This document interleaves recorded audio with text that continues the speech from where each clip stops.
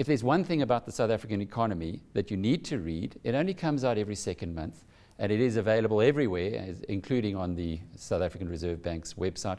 It's that Monetary Policy Committee statement, which really does give us wonderful insights into what's happening in the biggest continent, the biggest economy rather, on the African continent.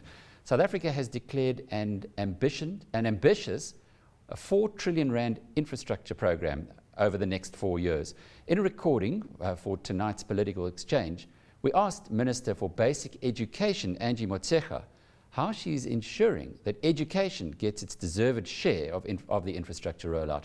The Minister also tried to explain the extent of her powers over the 9 provinces' education departments, including the crisis-hit Eastern Cape province. We can also show and demonstrate that if we have one successful center of operation, things happen.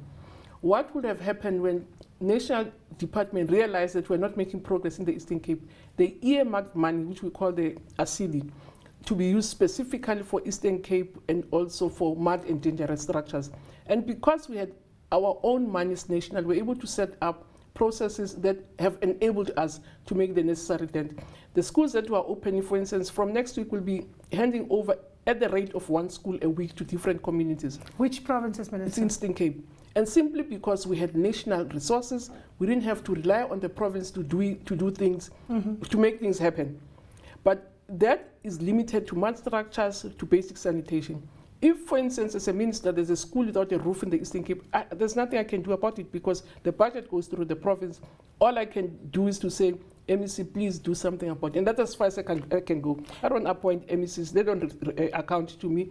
So all I can do is to really say that he should do it, but if he doesn't do it, there's nothing I can do about it. Now, you know, Minister, when you speak like this, you can be misinterpreted. One can infer from that you're washing your hands of the problem. It's not my problem, I can't do anything about it. But the law doesn't allow you to do it. Because like you say, you don't appoint MECs and they don't account to you. But what you do, Minister, is that you have your MINMEC meetings. You have your meetings with your MECs to operationalize national plans, national visions. What do you do in those meetings? Where's your stick to beat the non-performers? No, the stick is it's already, that's why sometimes we call them MECs, it's an education coordinating committee. What, for instance, we'll do with medicine science, I just did a review on why we're not making the necessary breakthrough in medicine science, as instructed by the President. So I had a very high-level team to go into provinces. And the team comes back and say, Minister, your powers around policy, monitoring, and support. Your predecessors by 2001 had a medicine science strategy. If you were to ask us as professors to make your strategy, we'll give you the same strategy. It's still relevant 10 years down the line. So why has it not been? Provinces have to implement it. I mean, of the education budget, I don't have more than 10% of that budget. That budget goes to provinces. And I say it's a very useful tool, but in the wrong hands, it's destructive. Exactly, because the laws, as I say, the concurrent powers say, as a Minister of Education, I make policies, monitor them. So I can monitor to the colleague to say, there are schools which were storm damaged 2 years back. We have not done anything about it. That's as far as I can go legally.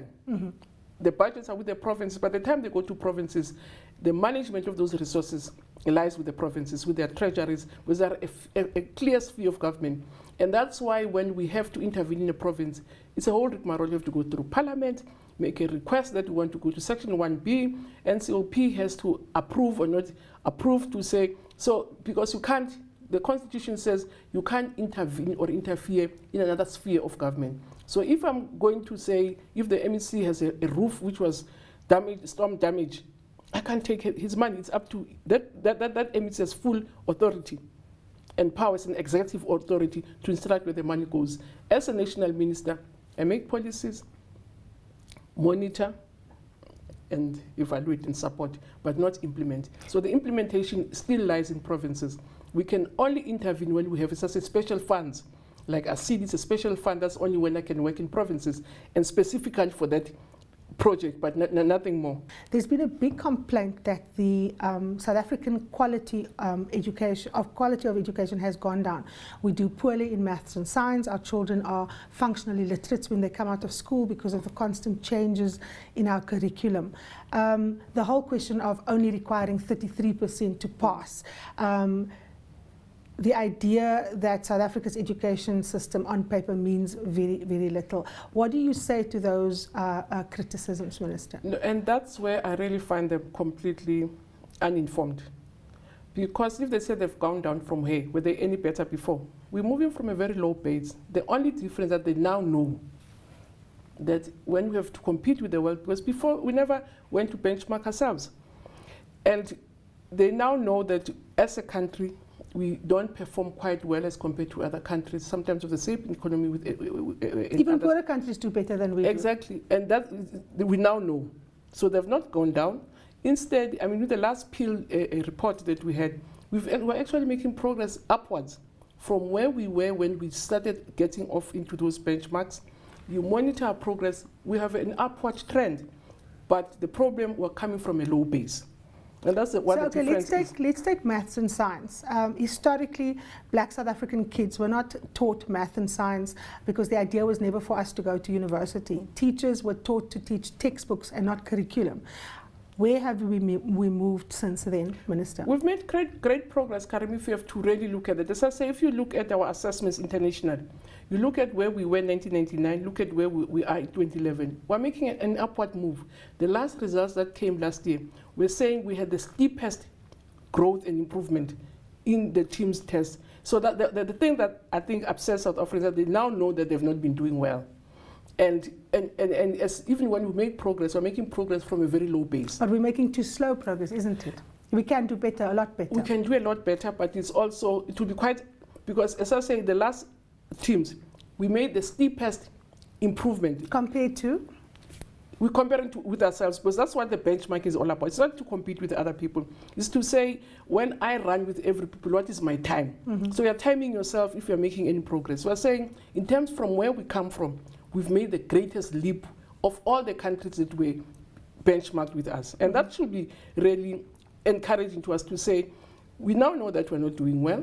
We went back to test ourselves against the world with instruments which are not controlled by us, which are showing that we're making progress. So we are making progress in that sense.